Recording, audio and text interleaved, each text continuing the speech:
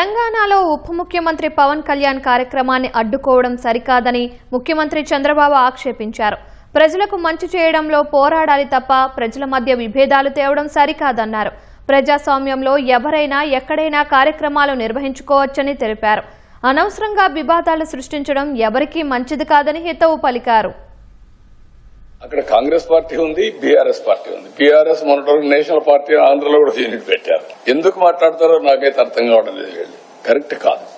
ఏదైనా సరే కొన్ని ప్రజాస్వామ్యంలో అమెరికాలో తెలుగు వాళ్ళు సెనేటర్స్ అవుతున్నారు, ప్రపంచం అన్ని దేశాల్లో అవుతున్నారు, ఒక అమెరికాలో కాదు.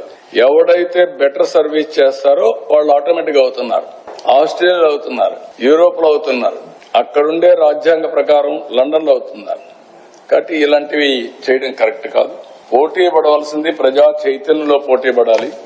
ప్రజలకు మెరుగైన సేవలు అందించాలి, వాళ్ళని ఎంపవర్ చేయాలి. ఇలాంటివి మాట్లాడి లేనిపోని అనవసరంగా ప్రజల్ని విద్వేషం కూడా అన్నాను. విద్వేషాలు కూడా వీళ్ళు అనుకుంటేనే అయిపోవు.